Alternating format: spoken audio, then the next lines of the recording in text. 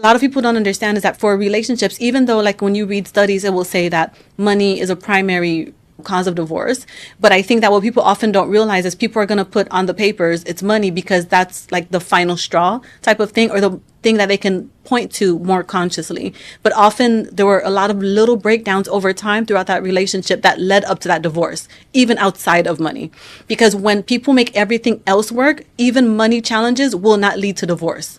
They'll go through that hardship together, but there are these other little things that will lead to that divorce more so than the money itself, even though people will say money is one of the biggest causes of divorce.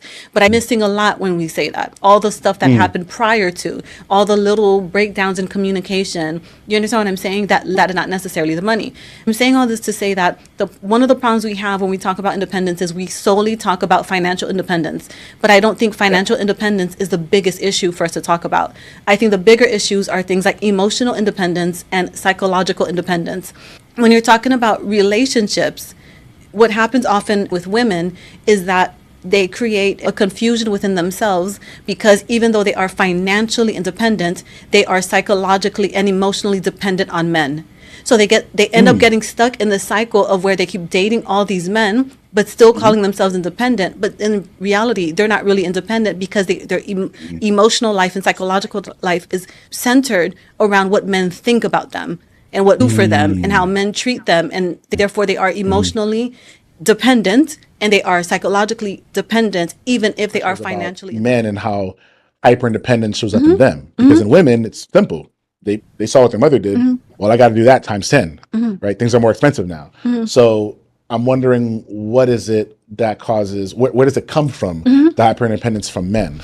I think it comes from patriarchy. They're raised to believe they're supposed to do it all. They're supposed to know everything. They're supposed to figure everything out. So that's where it comes from. So when I was talking earlier about the example about like in a relationship, a big part of love is allowing your partner to influence you. And the problem with hyper independence, so let me start here, right? Often in our culture, when we talk about things like independence, we think independence for some reason is about financial independence.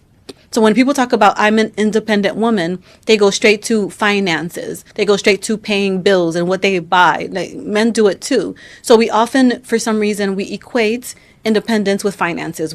So when we think about someone being independent, we're only talking about finances. To answer your question about men, I think the problem is that society tells men they're supposed to be independent in all three realms: emotional independence, psychological independence, and financial independence. But humans at their core, we are tribal creatures.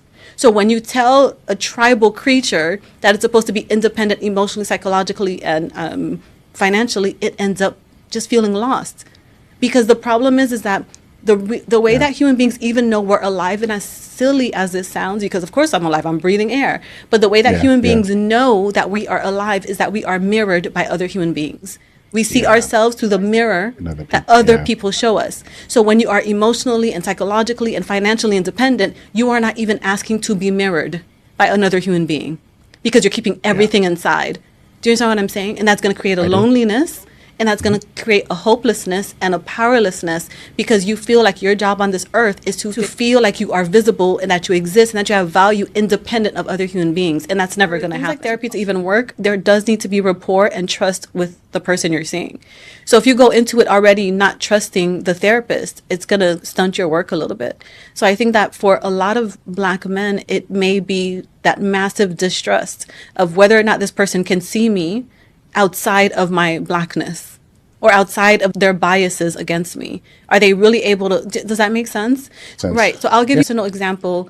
I'm a woman and I've experienced this even in therapy. So I'll give you an example. When people see us as a couple, there are certain things that they're going to assume are true for me, and certain things they're going to certain things they're going to assume are true for you before they even speak to us. So something that I experienced even in couples therapy was that often the therapist would say something about me or something about you when the truth was it was actually in reverse. That the thing that they were talking about actually applied to me, or the thing they were talking about actually applied to you. But they had a hard time overcoming that bias that they have, that a woman is supposed to do this and a man's supposed to, and you're supposed to fit in this box. Do you understand what I'm saying? So I think that for a lot of Black people, especially for Black men, they probably assume that there's going to be so much bias there that they're just probably going to end up coming out more harmed or more traumatized than when they went. Yeah. Now, I'm not saying they're consciously thinking that. I just think the body might just be repulsed by the idea, if that makes sense. Do you get No, me? you're right. And so as you're saying that, I was looking up some other statistics. Yeah. And in regards to therapy in the United States, 24% are men, 76% are women. And now that's just in general. Yeah. Now, when we get into the Black community, 4% of psychologists are Black men, 2% of psychiatrists are Black men. Yeah. So that's crazy. Yeah, with you. I think it's crazy, but I do think it's nuts. crazy, but I think the bigger issue is not necessarily whether they're men or women or whether they're black or white. Issue is even if you're a black man, you're still in the school system.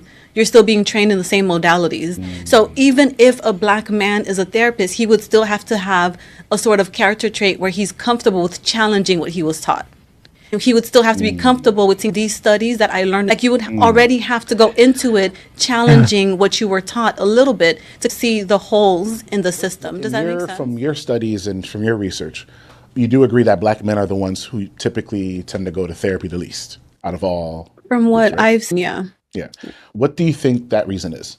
I think there are a lot of reasons, but I will say one reason that a lot of people just don't really talk about. And even though this reason would cover both men and women, both black men and black women, but one of the ones that I've seen in the research that I haven't heard anyone really talk about is the complicated history that black people have with the medical industry in the first place.